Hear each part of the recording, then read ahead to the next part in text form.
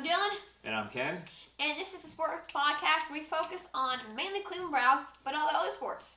So let's get right into it. Hey, before we start, you're welcome. Yeah, no problem. No, you're welcome. For what? For the Browns winning. Yeah. So first off, I think we should start selling stuff. So we should have our Browns merchandise because I feel like this is a house of gear we're trying to sell here. But I have a house of Brown stuff. But these socks, these Nick Chubb socks, which I got for Christmas from you guys. Yep. They were the socks that I wore last weekend for the game, which won us the game. I'm pretty superstitious. Remember the Falcons Super Bowl years ago? I said one Baker, one Nick Chubb. Wait, so remember the Falcons Super Bowl years ago against the Patriots? Yeah. So, I said at one point in the game when they were leading 8-3, that there's no way they can keep playing this well. That statistically speaking, odds are against them. Matt Ryan went through a pick. They'll have a turnover. They'll have an injury. They'll have a fumble. And guess what happened after I said that? All of those three things happened. All heck broke loose. By the way, your ear is a little bit funky there. I think you're good. Whatever. So I'm pretty superstitious. So 2 weeks ago, I wore my Baker Mayfield socks, and that got us a win against Pittsburgh. So this week, you proposed I wear one Baker sock and one Chubb sock. But I wanted to try Chubb out. So I rode Chubb in this game, and it won. So I think this week, I might go with your proposal and wear one Chubb and one Baker. So we'll see how it goes. But again, you're welcome. My lucky socks got the Browns to win, and I just wanted to let you know that you can thank me whenever you want. So, no problem. No, I appreciate it. I don't think I want to thank you. Yeah. Okay, you want to start us off? Yeah. So by the way, this backwards hat is out of in honor of Baker Mayfield. So Colin Cowherd, I think it was before the playoffs when he saw Baker doing a video interview on Zoom, and he had his hat backwards, and he's like, that doesn't look like a playoff winning player right there, and he didn't appreciate the hat being backwards. That's my style! So Baker, in his press conference post-game, he had his hat on forwards, and he turned it around backwards before he didn't mention Cowherd's name at all, just turned it backwards, just to kind of poke fun at him. So this is in honor of Baker. And I know it's your hat, so thank you for letting me borrow it. No problem. I let you borrow my headband, which is my running Baker headband, but I appreciate you letting me use the hat. No problem. So, all right, so let's jump right into it. So this, focus today, I really want to talk about kind of a quick debrief of the game this past weekend. Yep. And we'll get into the Chiefs game coming up here later this weekend before the Chiefs game kicks off, or really probably do it Saturday. So just what was your favorite play of this past game? So the game against the Steelers, what was your favorite play of the game? Well, my favorite play of the game was the first play of the game. Because why wouldn't it? Because you have Pittsburgh in a veteran QB in your veteran center made a mistake. Yeah. And Big Ben was too scared to jump on the ball. All he had to do was jump on the ball. But sure enough, he was too scared to avoid the ball. Yeah, it was weird. I mean, and Roethlisberger just kind of looked at it. Like James Conner and him looked at each other like, you get it, no, you get it, no, you get it. And then Garrett just slid in. Garrett didn't get it, and then Carl Joseph thankfully was there amongst like 6 other Browns. I was worried it was going to be a safety at first because I thought we should have got a fumble. At that point, I wasn't even worried. I'm like, I want the touchdown, but we're going to get points. Something's going to happen. Speaking of that, actually, we were so loud when they scored that play that our neighbors could hear us next door. Yeah, it was no different than living in like a tent. Like I think we were so loud, it was just zooming, pounding out the walls. So your favorite play was the first play of the game. Yeah, I'm going to cheat, and I'm going to, my answer was the first play of the game. I thought it was a momentum maker for the game. I think every game, I think I mentioned the last time we talked, you have game-changing plays, and oftentimes they're made by players. So Garrett, Ward, Baker, Chubb, those guys make plays, Hunt, that could drive the entire momentum of the game. And swing the game one way or the other. So we were fortunate that we got a game-changing play literally without really doing anything. Yeah. I mean, the threat of Garrett and Ogunjobi and Richardson and Claiborne really, it just started in our favor. So to start the game off that way without us having to actually truly make a play, besides getting on the ball, and then having give Joseph credit for that. Yeah, and Pouncey. I mean, so this, we'll talk about this later this weekend, but I think this goes back to the game that took off. So Pouncey and Roethlisberger didn't play last week. No. So they didn't play before this playoff game. I think there's something to be said for the continuity and the playing. So the Chiefs coming up, this will be Mahomes' first game in 2 weeks. Yep. So he got off the last week of the season, and they didn't play last week. So Mahomes and others are going to be 2 weeks removed from their last game. Yeah. So, there's nothing to say that they might not have some other play like that within the game. Ideally, it start the game. I didn't realize this. So the Chiefs last season in their playoff run were behind in every game. Wow, that's actually when they won the Super Bowl. Yeah. Which is crazy. So I think they fell behind in one of the early games by like 10 or 20 points. Was it Tennessee? Was it Tennessee? No. No. It's some game. I don't know which game. But they fell behind. It may have been against Tennessee, but they fell behind by a lot of points, and they scrapped back and they came back. So they're not the Steelers when it comes to. They may give us 7 points. They may give us 14 points. You know, maybe we'll get fortunate and get 21 points out of them. But the problem is Mahomes is going to keep on flinging the ball around, and they're going to keep on trying to score. So. You know, Mahomes. It's the Baker versus Mahomes rematch again. Man, so that game was on ESPN the other day. The Texas Tech Oklahoma game when it was 66-59. Baker beat Mahomes. So interestingly, Baker actually used to play for Texas Tech. Yep. So he was a walk-on as a freshman. I think when Kingsbury was either coming or when he was there, and he won the starting job. I think he's the first, if not the only, walk-on quarterback to start a Division I game. Yeah. Or to be a Division I starter to start the season, his freshman season. So that's pretty crazy. And then he transferred to Oklahoma after his freshman season ended at Texas Tech. So Mahomes came to Texas Tech. Baker transferred over to Oklahoma as a walk-on, won the starting job after sitting a year out.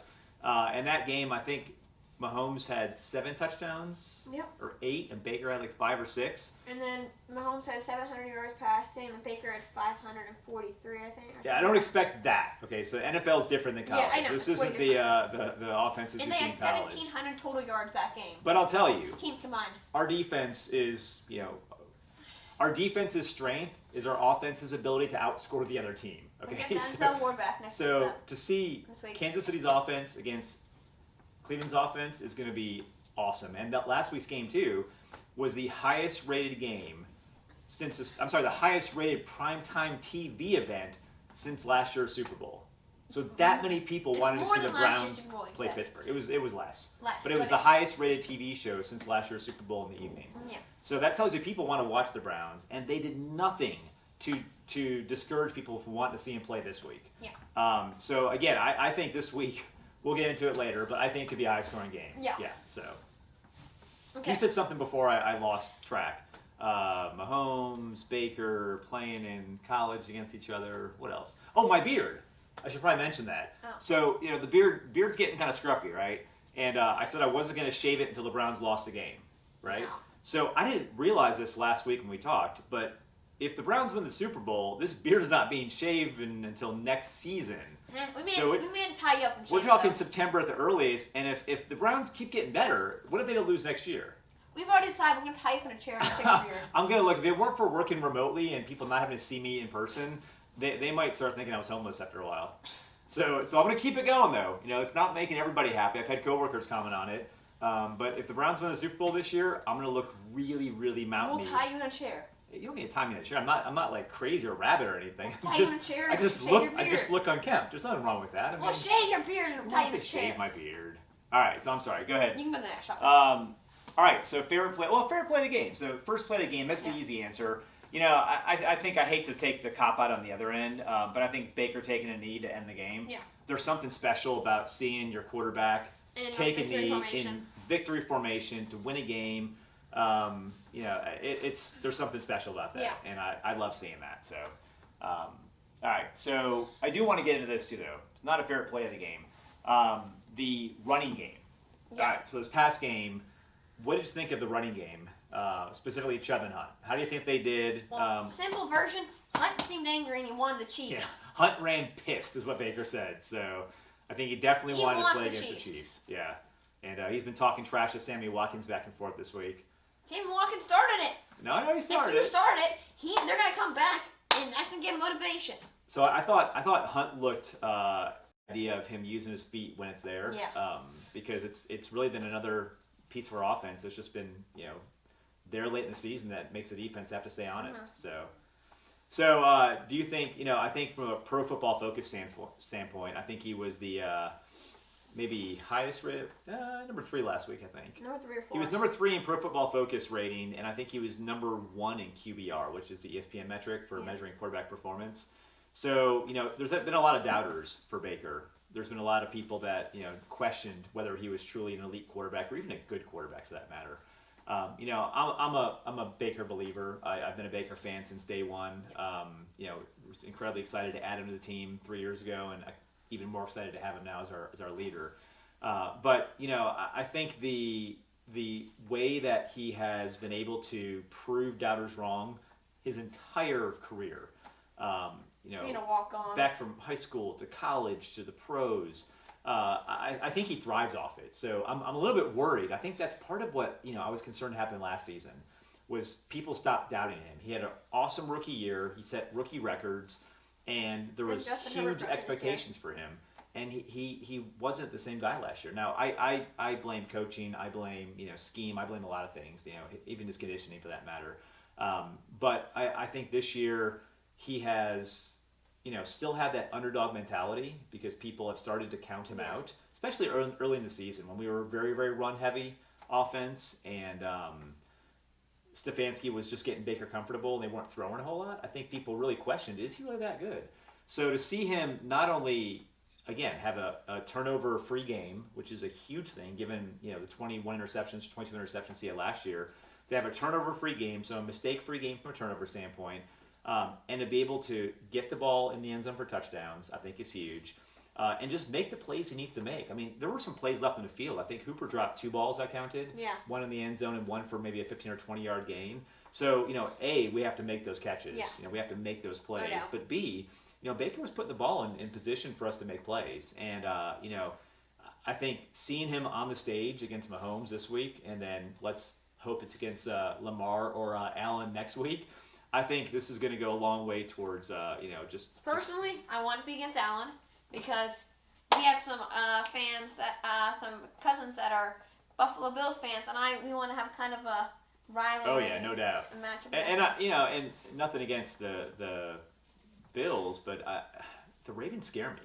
I think it's so hard to stop Lamar. Yeah. And I'm still sour from that Monday night game. You always were sour about Josh Allen saying he's absolutely garbage in the NFL. Yeah, but I've corrected my stance in that. So, yes. Admittedly, I have said on more than one occasion that Josh Allen was hot garbage or just garbage. Hot garbage. I think hot garbage. I'm not sure what that even means. It sounds kind of disgusting. It probably smells bad. But I've said that before, and it goes back really to college. I thought he was a prospect that had all the measurables that you look for as an NFL quarterback. But I'm a big stat guy. I love statistics. I love analytics, which is why I love the Browns front office. Different topic for a different time. But Allen in college never completed over 60% of his passes in any one season. In games against he played at Wyoming, so it wasn't a big school. When they played good programs, he was crappy. He was bad. He was not good. So you look at NFL quarterbacks that have been successful over the long haul, over decades of quarterbacks. Quarterbacks that have low completion percentages in college, that have a high amount of turnovers, so a lot of interceptions, that don't play well against the better defenses or programs, 99% of the time fail as NFL quarterbacks. If nothing else, they're merely adequate. They're decent. Yeah. There was no chance in my mind, based on what I saw of Allen coming out of college, to think that he would become elite. And I was wrong. I think at this point, I think he has evolved and grown in ways that I have not seen NFL quarterbacks coming out of college that were, of that type of makeup ever do. So I think Allen, I credit coaching. I credit his dedication. I mean, I don't know what he's done in the offseason and trained, but I think mentally the game has slowed down for him. Physically, he's always had all the skills. Then he's obviously the trust that's accuracy. Stephon Diggs was huge. That was a huge pickup this year. I think, it's interesting. You look at the Browns, we had the opposite dynamic, right? So we lost our number one receiver. But if you were Minnesota, would you like to say, did I lose Stephon Diggs for good? Was it a good decision or a bad decision? When you got Justin Jefferson, probably, in my opinion, rookie of the year. I think it was a win-win. So I think it was a win-win. So I think both teams are happy with the outcome. Yeah. Personally, I think that Diggs was probably the better player for Allen. I think he did better in that role to help Allen's growth than Jefferson would have. Because just Kirk being a Cousins veteran. was the leader in the So, no, I was totally wrong about Allen. I think Allen is tremendous. I've seen him come back and win games this season. He's a joy to watch play. I still think this may be his peak. So, note that. I think the 2020 season may be the best you ever see out of Josh Allen. Not that he won't get better or more capable or more skilled or, I just think that this season, if you look back at his career, 10 years from now, 15, 20 years from now, you may say that 2020 season was the best season he had. I think he's going to be good for a long, long time. I think Baker's still going up. Yeah. So I think Baker has not hit the plateau yet. He's not hit the peak of where he's going to be from a player. So. Is that the last one? So I think that's it. So, overall, the game was a blast to watch. Yeah. You're right. I think I lost my voice after the game. I was screaming so much. Yeah. I had a Zoom call the next day. Yeah, well. So I almost had to talk on a class while I almost losing my voice. It makes it feel better. I was on work calls having to apologize for not being able to talk. Yeah. So I was like, I sounded like I was pretty hoarse. But no, it was a great game. We'll talk more about the upcoming Kansas City game later this week. Saturday we'll post it. I have a lot of thoughts on that game. So before we finish, though, one more thing I want to talk about. So for those of you that don't know, we're Bama fans as well. So I have the pleasure of having lived there for a short time and had some family that lived there as well. So, we benefit from watching Alabama football. They seem to win the championship every other year, which I think is statistically factual. They've won 6 out of the last 12 championships. What do you think about the game on Monday night? What were your thoughts about the Bama performance, about Mac Jones, about Najee Harris, about Devontae? What do you think? I think it was okay. Obviously, I know they can. Wait! They won 52-24, and your response is you think it was okay? Yes, I honestly kind of wanted a more entertaining matchup. Okay, agreed. But I think I've seen them play better this season, and losing Devontae Smith, and then I don't think Mac Jones gets his credit that he deserves. Yeah, we totally agree. We talked about this. And I think Najee Harris is going to be a great success in the NFL. Well, but the problem is, what if he goes to Pittsburgh? He seems like a perfect fit for Pittsburgh. Yeah. I've got serious concerns about that. Because I think if he steps into Pittsburgh, well, you still have Roethlisberger, who I think they got to figure out what they're going to do at quarterback long term. Do you know he makes $40 million next year? Would you walk away from $40 million if you said, you know what, I think this may be my last game against the Browns. I feel like I've lost my edge. I'm ready to retire. I'm going to spend time with my family and do other things in life. And the team came to you and said, oh, by the way, I'll pay you $40 million for one more season. What would you say? What'd I say?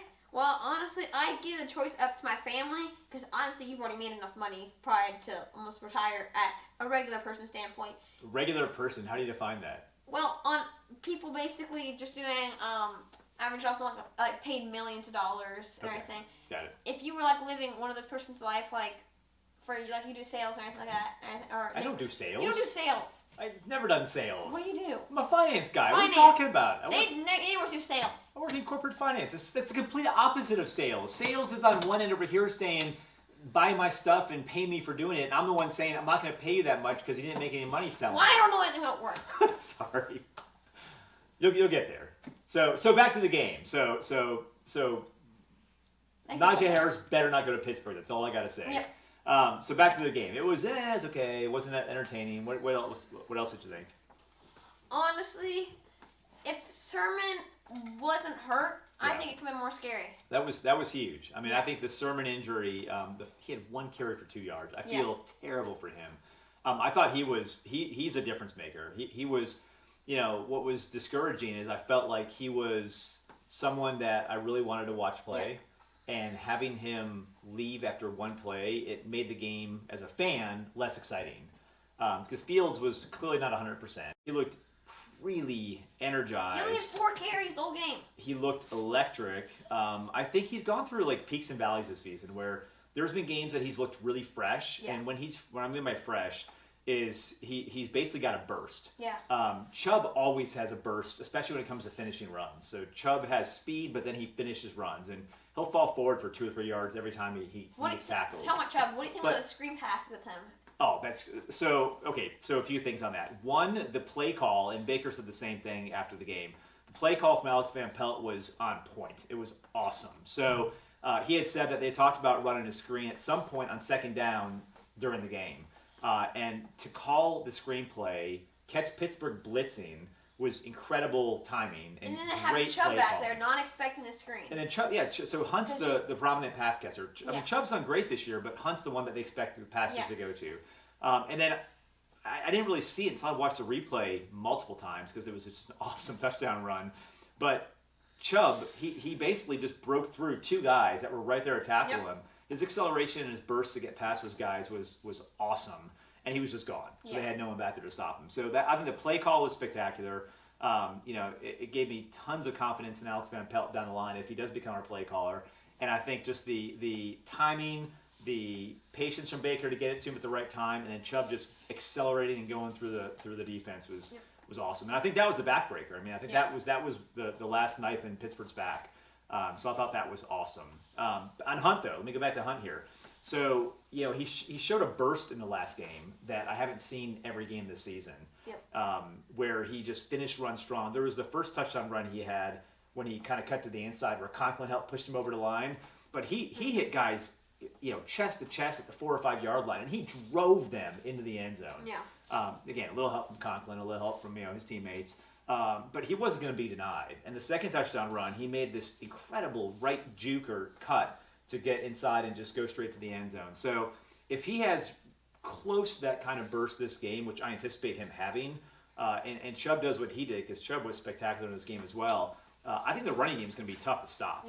And I think, again, we've seen this in prior games this season where the run sets up the pass. And Baker has had tremendous success this season in play-action passing. So if that run game is on point, if we're getting yards and if it's hard, and Chubb, even to start the Pittsburgh game, like he had a run of 10 yards, a run of 15 yards. Like he was just getting chunks. And you start doing that, they gotta put more guys up front, stack the box. You stack the box, you do play-action fake, or you do a rollout with Baker, then you got Higgins roaming free 15 yards downfield. You got Landry going across it. Like that Landry touchdown. Like Baker hit him in stride, and Landry just accelerated and took off. He's not known for speed, but he had position. If you saw from the replay, he juked him off the line, and right after he made the right cut, he had position on the defender. So and going back to the offensive line thing, what do you think about how Alex Dunn and Lamb coming in to step up? Michael Dunn and Blake Hance. The guy that didn't meet until. And then Kendall Lamb, yeah. So the greatest compliment you can give an offensive lineman during a game is not talking about him. So the announcers talked about him in a complimentary way, but they didn't allow pressures. He made one first mistake and then he fixed it. So Dunn was spectacular. So I watched some of the replay of the game, and Dunn in run blocking especially, he was clearing holes. So he was clearing holes just like Teller does on the other side from a guard perspective. So Dunn really impressed me. I think Dunn will be back next season. I think they'll bring him back next season in camp, and I think he'll get a roster spot as a backup. I think he earned that, and to have these unsung, unexpected heroes like him and MJ Stewart had an interception a second game in a row. So that Baker and Chubb and these guys are going to come through, or at least have an opportunity to come through on the big stage. But to have guys like MJ Stewart and Blake Hance and Michael Dunn step up at a big time. I saw practice highlights of Dunn from last week. Guess what it was? What? It was him in the parking lot at his apartment or condo doing, drills on camera, just doing drills. It's by himself. That was his practice last week. So to see him that in sync with the offensive line, with both Bill Callahan, our offensive line coach, and the second offensive line coach, both out, I think, goes to my next point here. I think the prep for the game. What team looked more prepared? Well, obviously, it looked like the Browns came more prepared. It was ridiculous. If you hadn't known what team you were watching had practice last week and which team did practice last week, you'd have assumed that Pittsburgh didn't practice. We had one practice, and that's all. It's insane. So to have us have that little time for actually in-person practice without having the offensive line coaches to coach them, I think just says wonders for Stefanski and his staff. So I think the amount of discipline they appear to have as a team, even little things like the limited amount of penalties we had last game. I don't recall what they were offhand, but we didn't have a lot of penalties. You didn't see a lot of false starts or illegal formations or anything of that nature. And given how little practice time they had, I think that just speaks to the discipline of the team and just they really take after Stefanski. So I think he set the bar for what he expects out of them, and everyone's bought in. They buy into it. So it was awesome to see this new coach this year in Stefanski with this team that is just coming together, completely appear out-prepared or more prepared, to seem more ready for the big stage, and be able just to dominate and destroy Pittsburgh. The first time we've won in Pittsburgh in an incredibly long time. Yeah, 17 years. So it's crazy. So I think it was pretty awesome. I think the offensive line, I think, did a tremendous job. I think it's one of the best defensive lines. Now with that though, it's not just the line. Exactly, yeah. So Cam Hayward and T.J. Watt was going against Kendall Lamb most of the game, and you didn't hear a thing. You didn't hear a darn thing about that. So the only time I heard T.J. Watt make some good tackles in the run game. So I saw him get around the edge and make some tackles. Go to the left side. But Lamb had that one play. The first play after he came in when Conklin left the game, I think he either had a penalty or let T.J. Watt get by. But after that, you didn't hear Lamb's name again. He had a penalty. So Conklin, we'll get into it later, but Conklin is still not practicing. So I'm hopeful he'll play this week, but he's still up in the air. But offensive line was great, and it's not just the line that played well. I think you got to credit Alex Van Pelt for the play calling, because one of the things that Baker did a tremendous job this game in doing was getting the ball out of his hands quickly. Yeah. So I think it was 2.3 seconds from snap to throw, which is a lot quicker than Baker normally does it. Not that Baker doesn't make decisions quickly, but he doesn't need to make decisions quickly all the time because his line blocks. Yeah. And a lot of times there's plays that are long in developing, the rollouts and the bootlegs. So this game, we didn't know what the line would be able to do against Pittsburgh's defensive front. Yeah. So what Van Pelt did and Stefanski, what they did as part of the game plan, it appears, was they wanted to get the ball out of Baker's hands quickly. Yeah. And I think they did an awesome job doing that. He got the ball out quick. He got them to the playmakers, and they made plays. So it was awesome. Yeah. One more thing for you then. So Baker's performance. What do you think? Well, honestly, compared to him last year to this year, he stepped up a lot. He's becoming more of a team leader and more of a team captain. Him becoming more of an offensive captain, and Garrett becoming more of a defense captain. And then him just making the right decisions and knowing when to throw it away and where to throw it away. And not causing any bad penalties or know when to roll out. His speed has increased a lot. Yeah, he's more athletic, so I think he worked hard in the offseason to get stronger and faster. Games, maybe occasionally run by Baker, get him at least a couple yards. Yeah, you know what he does though. So what's great about him is you don't. It's not like Lamar where you need him to run to have success. Baker doesn't need to run for the team to succeed. But what's great about what he's done, especially late in the season, is he's been able to run when the yards have been there. Yeah. And especially in this game, he had a big third down run where he got a first down out of it. After this game, he had a big third down run. I know in the last game he had a big one, but he's able to use his athleticism that he has to be able to get first downs if we need it, and then he also has been able to take the yards that defense has given him. Yeah. So he's, by keeping the defense honest, it's adding another dynamic to our offense, and I'm nervous about design runs unless you're just trying to get a few yards to get to a first down. But I love the and I think Sermon is such a big part of that offense, or he's become such a big part of that offense. It just it made. I mean, and what Mr. T. Master T. I kept thinking he was Mr. T for 3 weeks. No, it's Master T. They have a guy goes on Mr. T that runs the ball for him, but Master T. I thought he played really well, but I think Sermon just is a whole different level. So I thought the game was. I mean, from Bama's standpoint, it was awesome. I think it was what you expect out of Bama. A few takeaways from my side. I think Mac Jones doesn't get enough credit. Yeah. He had an 80% completion percentage. He threw for an NCAA championship game record number of yards, and had 5 touchdowns. 5 touchdowns or 4 touchdowns? 4 or 5. I don't know. Yeah, I think let's call it 5 touchdowns and no interceptions. And he was perfect. I mean, he missed. I counted maybe 1 or 2 throws he had behind receivers. Yeah.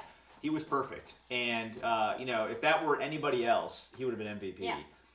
That shows you how incredible Devontae Smith is, though. In a half of a game, he won MVP award. So great game. Oh, sorry, he's trying to get me out of here. Oh well, yeah, it was a great game. I can't stop talking sometimes. Well, that's our video, guys, and we're here to keep up with sports news and especially Cleveland Browns news. And we'll see you guys next time. All right, take care.